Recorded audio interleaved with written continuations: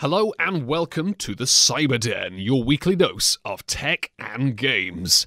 I, Jake the Voice, will be chatting with professional actor and author Jeff Baker, best known as the Dunmer from the Elderscrolls V Morrowind, Haskell of Oblivion, and much more. Thanks for coming, mate. My pleasure. Glad to talk to you. Now, Jeff, let's start off with a bread and butter question. Okay. Tell us about the early days of your career. What inspired you to enter the world of acting and voiceovers? I did my first play when I was 7 years old. It was a community theater in Detroit, Michigan. And I was always fascinated by radio and television broadcasting.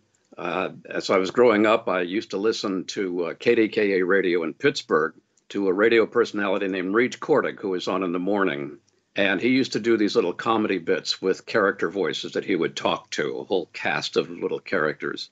And that just fascinated me. I thought that was the greatest thing. So I started learning how to do that myself. And then when I was old enough to apply for work at radio stations, I launched my radio career and did that for a number of years. And on the side would do stage and film and some television acting too. Let's talk about the transition to on-stage work. And now, I checked out your website, and I noticed that you did plenty of Shakespeare plays especially. Could you tell us a bit more about that? Sure. Again, it goes back to my younger days. For some reason, I just found the language of Shakespeare to be fascinating. I think it was in the 9th grade, which here is the first level of high school education. And we did a reading in class of Midsummer Night's Dream. And I just thought it was fascinating. And a few years later, my father took the family to see a Shakespeare play in Washington, D.C. And on our way to our seats, he said to me, "Now, pay attention to Falstaff, because he tells a lot of dirty jokes." So for a 15-year-old boy, my ears perked up and I was paying very close attention. That was Merry Wives of Windsor. And again, I was just really taken by the language and the ideas of Shakespeare. And so as I got older and was able to perform the plays, I was just delighted. I just had so much fun doing that. What would you say are some of your fondest memories or performances on the stage? Let's see. I really enjoyed playing King Cymbeline in Cymbeline. I had a dual role in As You Like It as the two dukes. Non-Shakespeare, I did a play called Hysteria by Terry Johnson, which was based on a true story of Sigmund Freud meeting with Salvador Dali. And it was a combination farce and drama. I played Freud, and I had a whole lot of fun doing that one. I think that was one of my very favorites. Yeah, I think Hysteria was probably my favorite role. What kind of challenges did you actually face in this field of work? I mean, I can't really imagine, for example, when you're doing the Shakespeare work, I can't imagine people are trying to be just like the Shakespearean kind of fans of the 1600s, you know, like throwing fruit and grabbing the ankles of the actors on stage or things like that. Yeah, I think it was interesting. I did a 12-week course, acting class, specializing in Shakespeare, and learned about iambic-pentameter and all of that. You know what I mean. And I thought it was interesting. There was a lot of technical stuff that you had to know about how to interpret and how to scan the lines in Shakespeare's poetry. But what it ended up boiling down to for me was you have the same responsibilities as an actor, whether you're doing Shakespeare or Arthur Miller or any playwright. And that is, you have to be true to the character. You have to live in the character's world. You have to absorb his life and give up your own. And as long as you do that, you can kind of transcend the language. The language will work itself out just fine if you just remain true to what it is an actor is supposed to do. Now, you've also done things like radio voiceovers and narrated things like fiction and non-fiction books for the Library of Congress, graphic audio, stuff like that. That stuff really sounds challenging. Would you say so? Would you agree? Yeah, doing the books for the Library of Congress was interesting. It's books for the blind, and the Library of Congress provides these books free of charge to sightless people. And it was a lot of work. You had to go through and pre-read the book and look up the proper pronunciations of words, places, and people that you weren't familiar with. And then the entire book had to be recorded, and then you had to go back and do corrections and so forth. So it was a lot of work. It was quite challenging. The graphic audio side of it, that was mostly character voices for these graphic novels that a lot of truckers would buy them, long distance truck drivers would buy them. They were on cassette tape, and they were just these crazy novels, these wild stories, and we would just sort of bring them to life in audio form. Who would you say are some of your favorite actors and actresses? Favorite actors? Oh gosh. I've got a lot of them. Let's see. Denzel Washington, I think, is a fascinating actor. Meryl Streep is a terrific actress. See, some of the folks from your country are wonderful. I remember in 1965 watching a film version of Othello, and Maggie Smith was playing Desdemona, and her performance, Sir Laurence Olivier was Othello, but for some reason Maggie Smith really grabbed me with the way she portrayed Desdemona. It was so real and so relatable. Anthony Hopkins is certainly a favorite actor of mine. Oh, I'm fond of Keanu Reeves, not so much for his acting, but for the type of person he is. It turns out he's a very generous, down-to-earth, genuine human being. I've been reading a lot of information about him and how he is very helpful to people, very kind to his fans. And I really kind of like that quite a bit. It's nice to read that about an actor instead of reading all of this terrible gossip. It's nice to read nice things about an actor. Not to mention millions of people think Keanu Reeves is breathtaking, but of course he'll always just shout back at you, "No, you're breathtaking." How different is voice acting nowadays compared to voice acting in the past, aside from things like advances in technology? Well, the audition process is pretty much the same. That hasn't changed much. But you mentioned the technical aspects. That has made a huge difference. It's much easier now to get tracks laid down and to make corrections and things like that than it used to be. Using tape, I think that's a huge difference. And now, as the gaming industry began to take hold some 30 years ago, you would start getting calls from casting directors rather than advertising agencies and things like that. The same people that would cast films were now casting games and casting commercials and things like that. So that was a big change. Now we audition, of course, through MP3 files, or people just go to our websites to listen to us and give us a call if they want to cast us in something. So it's the technology that's made the biggest difference, I think, in terms of auditioning and recording. So aren't you glad that you're not needing to send any auditions overseas by carrier pigeons anymore? No, we don't have to do that anymore, which is good because they got to be very messy and expensive. That, and also the Germans were quite fond of shooting them down, those pesky kids. Yeah, there's that. Let's talk about your voice roles in video games, starting off with Bethesda's open-world role-playing series, The Elderscrolls, and also, of course, the post-apocalyptic world of Fallout. Yeah. So, what were your experiences working for Bethesda? Were they a good bunch? They were wonderful to work with. We started out early on recording at studios, and then they had their own studio built in their offices. They were terrific. Occasionally, I would get to see a drawing or a rendering of the character I was doing, which made it a lot of fun and easier in a lot of ways.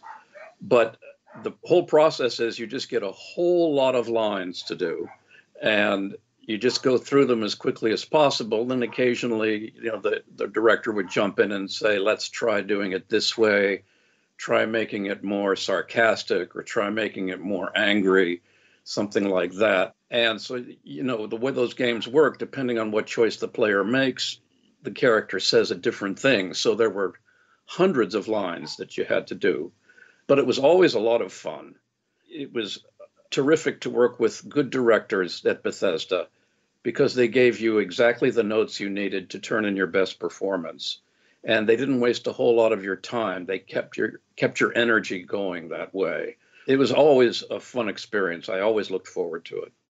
So how long approximately did it actually take to record the many, many pages of dialogue for these games? Yeah, it would take 4 or 5 hours to do maybe 2 characters. Think that's about right. I did remember hearing you in a demo for Oblivion, before you got the role of Haskell, that is. I heard you as some of the Dark Elves in Oblivion, in some of like the the pre-release sort of stuff, the trailers that they would show all the fans before the game was out, etc. Did you know if you were intended on being in the game originally? Yeah, I believe so. I can't really be sure about that. These games were produced so many years ago. I had no idea that their popularity would stretch for over so many years, so it's hard to remember a lot of the details. But I think that once I was cast for the game, they would just extract the audio that they needed for the trailers and the teasers and so forth, while the full game was still in post-production. So are there any particular roles or moments you loved from either of these games? For example, Haskell from the Shivering Isles in the Elderscrolls V Oblivion? Well, I don't have any favorites, to be honest. I enjoyed doing them all. And now, as I look back, it's difficult to remember what character had what voice. I remember the characters' names and I remember the voices, but it's hard for me to link one voice to one character's name after all these years. And to be very honest with you, Jake, I'm not much of a gamer myself, so a lot of those relationships have been lost to me over the years. But I can't remember one being more fun than the other. They were all great fun for me. And of course, in post-production, they would also add little filters and things to the voices to alter them a little bit. So it isn't all my work, but yeah, they were all a whole bunch of fun. You even cameoed in the Elderscrolls V Skyrim, which is essentially like the biggest title in the entire Elder Scrolls series to date. So anyway, you appeared in Skyrim Dawnguard as Jub from Morrowind. In other words, the very gravelly, sort of growly sounding elves. Yeah. Yeah, something like that, yes. That's the one, yeah. So how did it feel to actually reprise the role once again after all those years? Oh, it was something. Doing that voice is tough on the throat. And I remember we would always try and do that voice last, because by the time I got finished recording that gravelly voice, I was done for the day. So we would always do that voice last. And it was always interesting to do. If I had to, sometimes it would be difficult to understand that guy, and I'd have to go back and re-record the line. So when it came time to do it again, after a lapse in time, it came back to me pretty easily. But again, we had to be very careful about how long I could do it. That was the only real stumbling block. As a fellow voice actor, I know that struggle all too well. Grinding the throat into dust when using it for almost an hour or anything like that. I know your pain, my friend. Yeah. You mentioned before about the popularity of Elder Scrolls Fallout. So, as you've said, you did not expect these games to be so famous and released, did you? Right. I had a great time recording them and thought, okay, that's nice, good games. But I had no idea at the time that they would become as popular as they did become, and that 25 years later, I would still be talking about them and there would still be fans out there of the games. And boy, how gratifying that is, to know that but the writers and the artists are so talented. I mean, those are the guys that really deserve all of the credit. The guys that created these games, that wrote the dialogue, that created all of the characters, and that the tech people that put it all together. They deserve all the credit for the popularity of the games, in my opinion. They just did a wonderful job, and it speaks to the success of Bethesda Softworks. When exactly did you discover how popular these games were? Let's see. I was on YouTube and came across a short little semi-documentary from Italy. And in Italy, they had done a live staging of a scene from Elder Scrolls, and one of the characters that I did, and please forgive me, it's been so long ago, somebody dressed up as one of the characters I did and came out on stage, and what they would do is they would play the audio from the game while the people on stage would gesture and lip sync, what the audio was putting out there. And there were a bunch of people in the audience there, and I thought, well, that's curious. This was probably, I don't know, 6 or 7 years after I did the game. So that got me curious. So I started doing a search on YouTube, and whoa, I found just tons of information about the games. And there were clips of my work, my name being credited. And I would guess that would be 15 or 16 years ago, I began to realize that it had become quite a phenomenon. Ever since the release of these games, fans have been making things like parodies, remixes, mashup videos, and of course some more serious videos like, as you say, documentaries, etc. All to do with Elder Scrolls and the Fallout series. So what are your thoughts on those in particular? Have you checked out many of those beyond the ones you've told me about? I've seen a few of them, and it's fascinating to see them. In fact, I did some voice work for a couple of mashups here not too long ago, here in the States. And the few that I've seen are really, some of them are really well done. For people sitting around in their living rooms and putting things together, they've come off pretty nicely. I'm pretty impressed by all of that. So it must be lovely to know that there are still many, many, many fans out there who are still playing games like Morrowind, Oblivion, Skyrim. It's a wonderful feeling, It's so great to know that you're helping to bring happiness to people in that way. It's always a pleasant surprise to get the feedback from the gamers and so forth.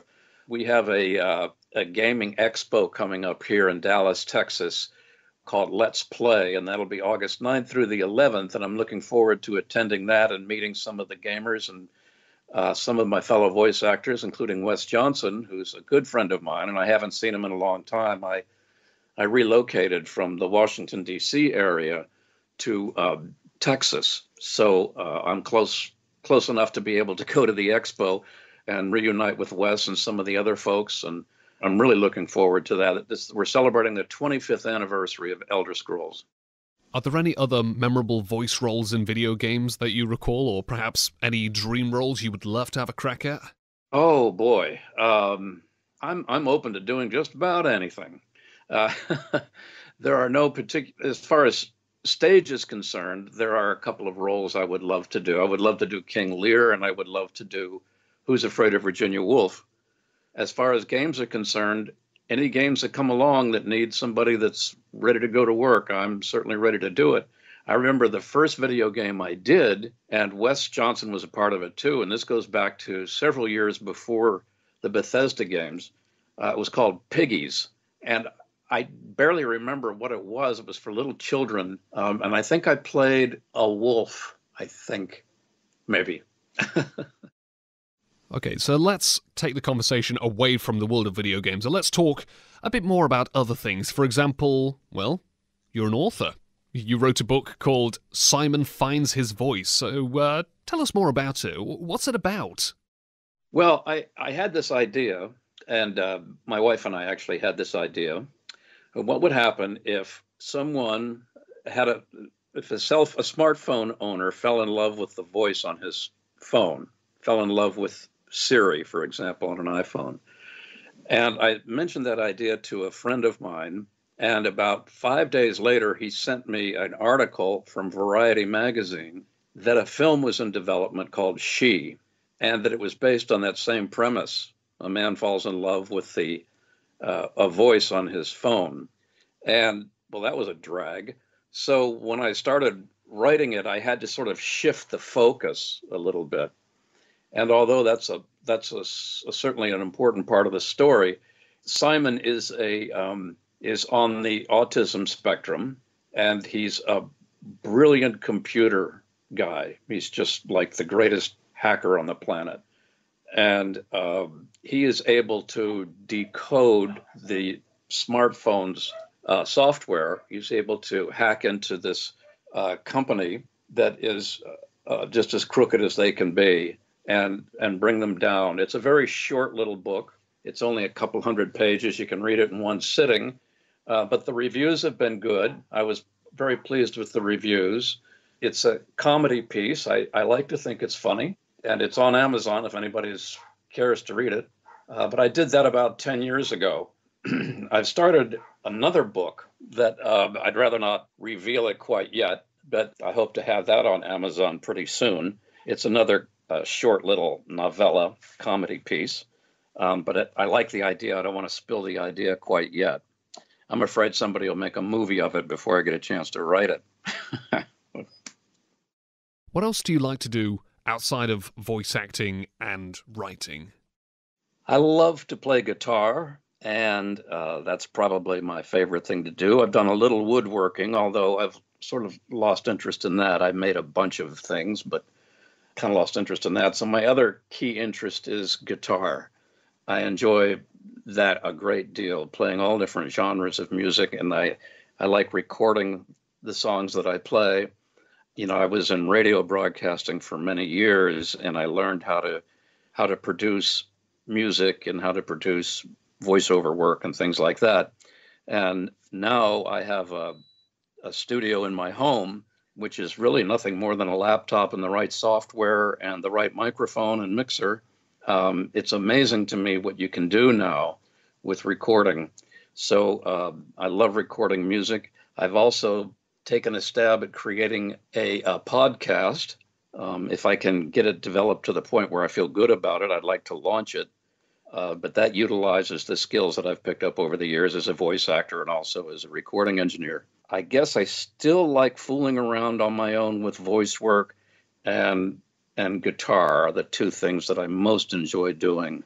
What would you say are some of your favorite bands? The Beatles and the Stones immediately come to mind. To me, the Beatles were the greatest band ever. Of course, I'm of that age, a certain age, as they say. And I just find their music challenging to learn and to play. I also like Maroon 5. I think that they're a terrific band. There are so many that I enjoy. I enjoy Eric Clapton and the different bands he's been a part of. Gosh, there are just so many. I'm sort of having an overload here. Bob Dylan, I've always been very fond of his music. Then there are bands that might not be so familiar. Let's see, the Sir Douglas Quintet. They were out many years ago. They do Tex-Mex. You know, here in Texas, we're very fond of our blues and our Tex-Mex music, and music is deeply woven into the culture in this state. Willie Nelson, Jimmy and Stevie Ray Vaughan. There's so many. Roy Orbison is from this area. Buddy Holly is from Waco, Texas, I believe. Might be Lubbock. Actually, I think it's Lubbock. But there are I've always just loved music, and there are so many musicians that I admire and enjoy listening to. I could just go on and on about that. Jeff, it's been an absolute blast chatting to you. Thank you so much for coming on board.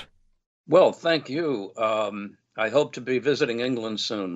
My family is all originally from there, going back, of course, generations. And my legal middle name is Dudley, and there is a town in England called Dudley, and we're supposed to be from that. Some of my earliest ancestors are from that town. And so my wife and I are looking forward to visiting your country as soon as we can. Well, I hope you and your family have an absolutely wonderful time here in the good old UK. Yes, indeed. So, is there anything you'd like to say to the many Elder Scrolls and Fallout fans out there? Go ahead, the floor is yours. All right. Thank you for all of your support over the years. It's much appreciated. I wish I could see all of you and say thanks in person. Can't do that. I can come close in Dallas, I guess, on August 9th. I hope a lot of the fans will be there. Again, just thank you so much for your support. Keep on playing, and you'll be hearing from me again soon. And I would like to thank all of my wonderful listeners out there for once again tuning into another great interview right here on the Cyberden, your weekly dose of tech and games. See you later, Jeff. Thank you very much for coming on board, mate, and see you around. Bye-bye.